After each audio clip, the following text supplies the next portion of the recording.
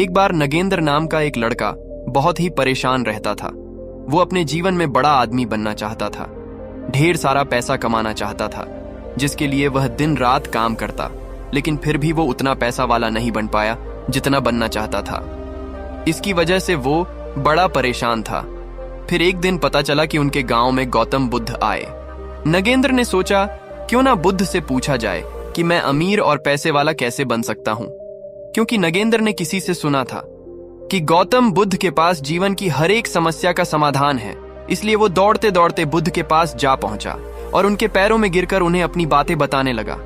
गौतम बुद्ध से कहने लगा, हे बुद्ध, कृपया मुझे बताए कि मैं अमीर कैसे बन सकता हूं। मुझे जल्दी से जल्दी अमीर बनकर आराम की जिंदगी जीनी है। गौतम बुद्ध नगेंद्र की बात सुनकर मुस्कुराकर बोले, बेटा, अगर तुम सच में अमीर बनना चाहते हो तो मैं तुम्हें एक कहानी सुनाता हूं। उसमें तुम्हें 4 ऐसी बातें पता चलेंगी जिन्हें जानकर तुम आसानी से अमीर बन जाओगे। एक गांव में एक बड़ा ही चतुर नाई रहा करता था और एक पंडित जी से उसकी गहरी मित्रता थी। दोनों पूरा दिन साथ साथ रहा करते थे। जजमानों के घरों से उनकी जीविका चलती थी। एक बार ऐसा समय आया कि काफी दिन बीत गए पर किसी जजमान ने उन्हें नहीं बुलाया। अब तो उनके आगे रोजी रोटी का संकट खड़ा हो गया। परिवार को कैसे पाले, ये समस्या बनी हुई थी। एक दिन नाई ने पंडित जी से कहा कि अपना धंधा तो चल नहीं रहा, क्यों ना परदेश चलें। परदेश में कोई छोटा मोटा कार्य करके धन कमाएंगे। उसके बाद वो दोनों थोड़े से पैसे जो पहले से जमा करके रखे हुए थे, उनको लेकर वो दोनों परदेश की ओर जाने लगे। इसके साथ नाई ने अपने औजारों की पेटी रख ली, एक मोटी सी रस्सी, एक दही से भरी मटकी और एक ढोलक, और साथ में कुछ सिक्के लेकर चलने लगा। पंडित जी ने पूछा, नाई भाई, आप इतनी सारी चीजों को साथ लेकर क्यों व्यर्थ में भार बढ़ा रहे हैं? दही तो चलो खाने के काम आ जाएगा, परंतु इस रस्सी और ढोलक का क्या करोगे? ये तो व्यर्थ में थकाएगी, इन्हें यहीं छोड़ दो। नाई कहने लगा, महाराज, जो चीज कोई भी व्यर्थ नहीं होती, बस उसको सही समय पर इस्तेमाल करना आना चाहिए। कई बार हम लोग कुछ चीजों को व्यर्थ समझकर फेंक देते हैं या उनका सही समय पर इस्तेमाल नहीं कर पाते, इसलिए वो हमें व्यर्थ लगती है। पंडित जी ने सोचा, चलो ठीक ही है, जब भी मनोरंजन करने की इच्छा होगी तब ढोलक बजाकर गालियां करेंगे। इस प्रकार नाई और पंडित शहर जाने लगे। चलते चलते रास्ते में उन्हें एक सुअर का बच्चा दिखाई दिया। नाई ने उस सुअर के बच्चे को भी पकड़कर अपने थैले में रख लिया। पंडित जी को फिर ऐतराज हुआ। कहने लगे, अरे नाई मित्र, अब इस सुअर के बच्चे का क्या करोगे? खुद के खाने का तो इंतजाम नहीं है, इसे कहां से खिलाओगे? नाई बोला, कोई बात नहीं, मैं संभाल लूंगा, आप तो बस साथ चलिए।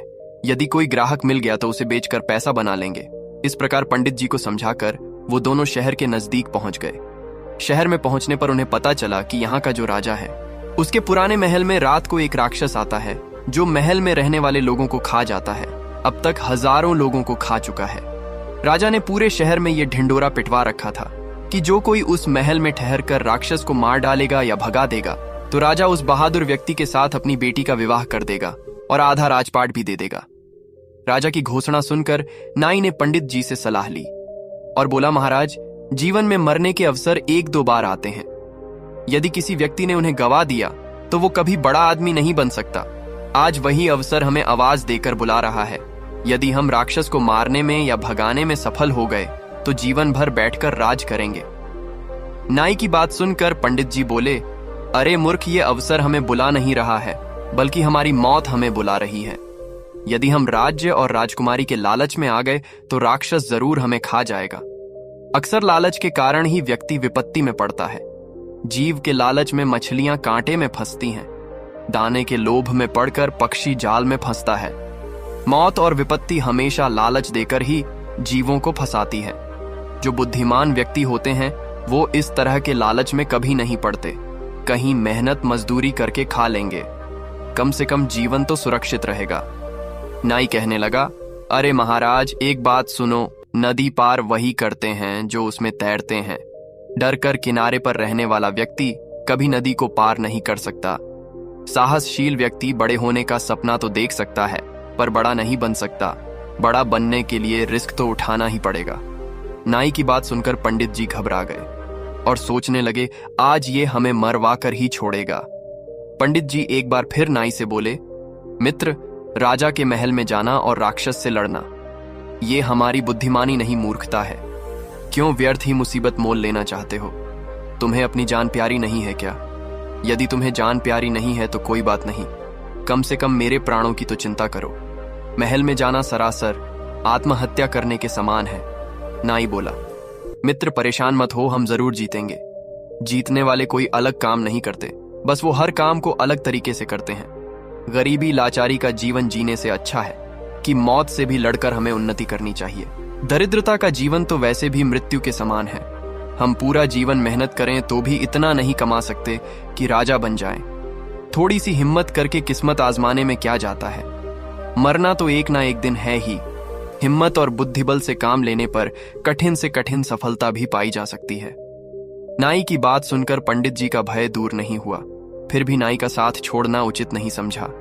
कहते हैं, जो धन अत्यंत संघर्ष करने पर प्राप्त हो, शत्रु के आगे सिर झुकाने से प्राप्त हो, अपमान सहकर प्राप्त हो, जिसमें जान जाने का खतरा हो, धर्म का उल्लंघन करने से प्राप्त हो, उस धन में मन नहीं लगाना चाहिए। अब पंडित जी ने डरते डरते नाई के साथ चलने को हाँ तो कर दिया, पर हिम्मत साथ नहीं दे रही थी। नाई और पंडित राजा के दरबार में पहुंचे और कहा, महाराज, हम आपके महल से राक्षस को भगाएंगे। उस दिन शाम का भोजन उन दोनों ने राजा के यहाँ किया। तरह तरह के स्वादिष्ट व्यंजन, ऐसे व्यंजन जो जीवन में पहली बार खा रहे थे। बड़ा आनंद आया। उसके बाद वो दोनों राजा के पुराने महल में चले गए। वहां पहुंचकर सबसे पहले उन्होंने महल के खिड़की दरवाजे बंद कर ली और आपस में बातचीत करने लगे। नाई पंडित जी से कहने लगा, आज हम जान हथेली पर रखकर इस महल में आए हैं, ऐसे में हम लापरवाही बिल्कुल नहीं बरत सकते। विद्वान लोग कहते हैं, मनुष्य को भय से उस समय तक डरना चाहिए जब तक कि वो भय से दूर हो। जब उसका सामना करना पड़ जाए तो फिर बिना डरे बेधड़क होकर उससे भिड़ जाना चाहिए। इसी में उसकी भलाई है। एक काम करो, आधी रात तक झक्कर में पहरा देता हूं, तब तक तुम आराम से सो जाओ। आधी रात के बाद तुम जागना और मैं सोऊंगा। पंडित जी ने कहा, ठीक है। उसके बाद पंडित जी सो गए और बेचारा नाई जागकर राक्षस के आने का इंतजार करने लगा। इधर जब राक्षस के आने का समय हुआ तब वो महल के दरवाजे बंद देखकर दरवाजा खटखटाने लगा। कहने लगा, मेरे महल में आज मुझसे पहले कौन घुसकर सो गया है? द्वार खोल दो वरना मैं द्वार तोड़ दूंगा। राक्षस की भयंकर आवाज सुनकर नाई डरा नहीं, वो बेधड़क होकर कहने लगा, बदतमीज कौन है जो शोर मचाकर मेरी नींद भंग कर रहा है? राक्षस बोला, राक्षस हूं, ये मेरा घर है। मेरे घर में सोने वाला तू कौन है? नाई बोला, बेटा मैं तेरा बाप हूं। नाई की बात सुनकर राक्षस सोचने लगा, अब तक कोई मनुष्य होता तो मेरी आवाज से डरकर द्वार खोल देता, लेकिन ये मुझसे डरने की वजह कह रहा है कि मैं तेरा बाप हूं। राक्षस ने फिर आवाज लगाई, यदि तू मेरा पिता है तो कायरों की तरह दरवाजा बंद किए हुए क्यों बैठा है? निकलकर मुझसे युद्ध कर। अंदर से नाई बोला, मैंने दरवाजा खोल दिया तो तू मुझे देखते ही मर जाएगा। मेरा सामना करने की तुम में हिम्मत नहीं है, इसलिए तेरी भलाई के लिए मैंने दरवाजा बंद कर दिया। राक्षस ने सोचा, जरूर मुझसे भी कोई ताकतवर है, तभी तो डरे बिना मेरी बात का जवाब दे रहा है। कहीं ये वाकई में मेरा बाप तो नहीं?